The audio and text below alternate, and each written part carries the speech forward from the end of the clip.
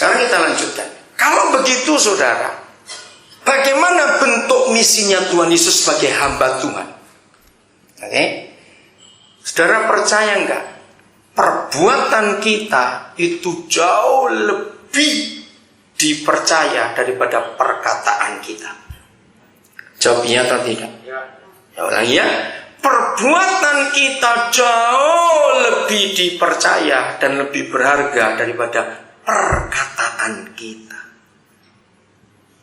Lukas 15. Yohanes 3 ayat 16 tidak akan ada artinya tanpa Lukas 15. Saya senang sekali mengatakan kalimat ini. Siapa belum tahu Lukas 15? Ada berapa topik? Ada berapa perumpamaan? Ayo, coba jawab. Masa hamba Tuhan lupa? Ada berapa perumpamaan? 3 perumpamaan. Tentang apa saja? Domba hilang. Kedua, uang hilang. Ketiga, anak hilang. Tapi semuanya happy ending. Betul? Artinya akhirnya itu bahagia. Karena yang hilang ketemu semua. Nah, Yohanes 3:16. Pengejawantahannya, kalau saya pakai istilah itu, penjabarannya, reinkarnasinya, wujudnya itu di Lukas 15.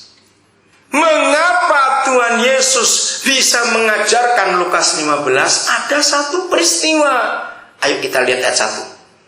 Peristiwanya ada apa? Coba baca salah seorang. Ayo. Ya. Lukas 15 ayat 1. Wah, ini khotbah lapangan betul. Ke desa-desa nggak perlu mic ini Pak Raymond. Oke, lanjut. Para pemungut cukai dan orang-orang berdosa biasanya datang kepada Yesus untuk mendengarkan dia. Terima kasih. Saya suka firman ini. Ini hamba Tuhan yang bisa menerima semua golongan, termasuk golongan tersisih.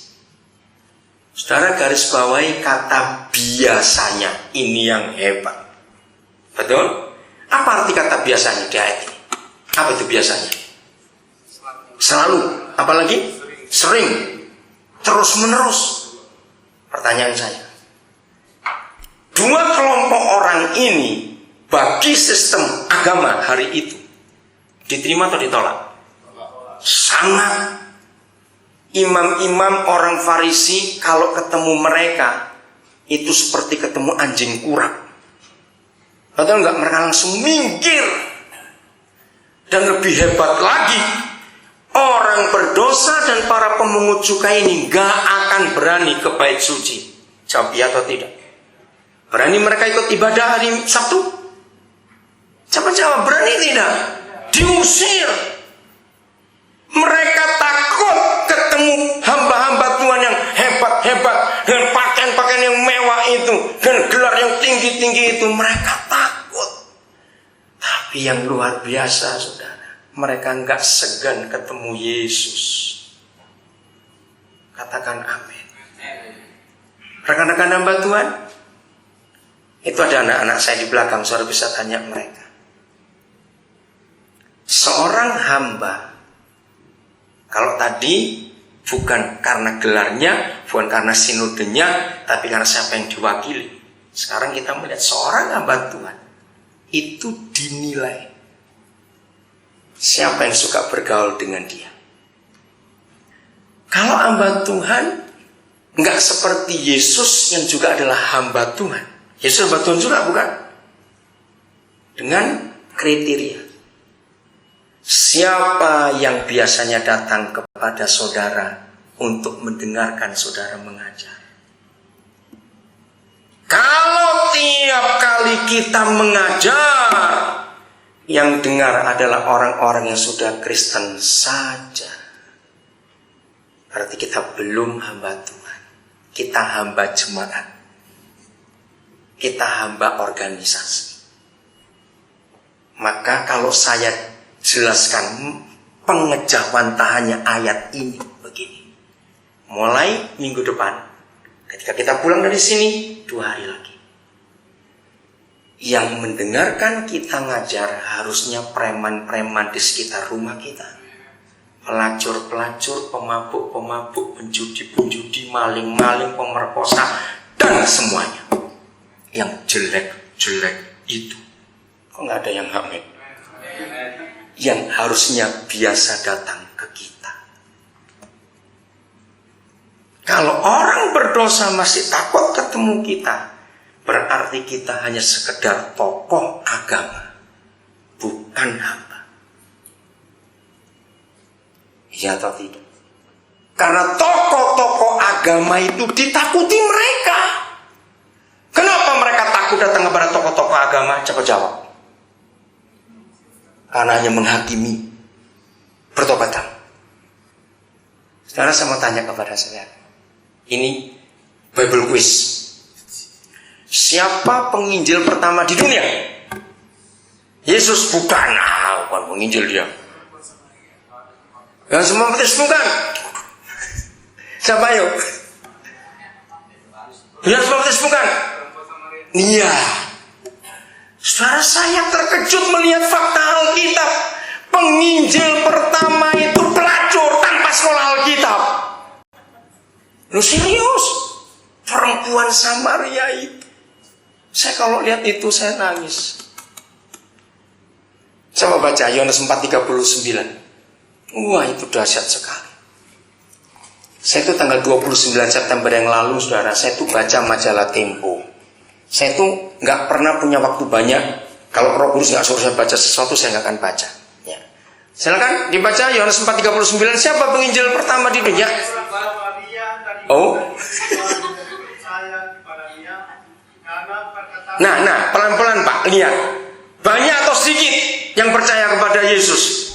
Banyak. Karena siapa? Ini penting Pak. Karena perkataan perempuan itu yang garis bawah Pak, yang apa Pak? Yang bersaksi, bukan berkhotbah. Saya mau katakan, kalau berkhotbah itu perlu sekolah. Kalau bersaksi nggak perlu sekolah. Pertanyaannya, Yesus panggil kita jadi pengkhotbah atau jadi saksi? Ya sudah, nggak usah sekolah. Loh, setan nggak punya sekolah dosa laku. Gereja punya sekolah Injil tidak laku. Ya ngapain sekolah kalau nggak laku juga? Maaf, logika bukan? Nah, dengarkan. Waktu perempuan ini berangkat jumpa Yesus, saya dengan anak-anak saya pernah memperagakan dialog ini. Ternyata nggak sampai 1 jam, saudara. Itu yang saya heran. Nggak sampai 1 jam jumpa Yesus, langsung jadi penginjil. Nah, kita ini berapa tahun jumpa Yesus? Lo ngerti pertanyaannya? Kita ini berapa tahun jumpa Yesus? Kapan kita nginjil terakhir kali kepada orang yang belum percaya dia? Waktu dia berangkat dari rumah, itu masih pelacur. Karena Yesus berkata, ya aku itu panggil suamimu. Aku gak punya suami. Betul katamu, kamu gak pernah punya suami. Tapi 5 laki-laki pernah tinggal dengan kamu. Oh, ini perempuan hebat, koleksinya laki-laki. Banyak sekali. Bahkan sekarang yang ke-6 pun bukan suamimu. Hah, dia kaget. Nah, jadi waktu dia berangkat masih pelacur tidak? Cepat jawab, nggak usah ragu-ragu. Masih. Nggak ada laki-laki ke-6 di rumahnya disimpan. Waktu dia pulang masih pelacur tidak? Masih. Karena suaminya yang laki itu belum diurus. Nah, itu yang saya heran Pak. Dengar Pak. Berarti tetangga-tetangga yang dengar dia ngomong itu tahu nggak ini siapa?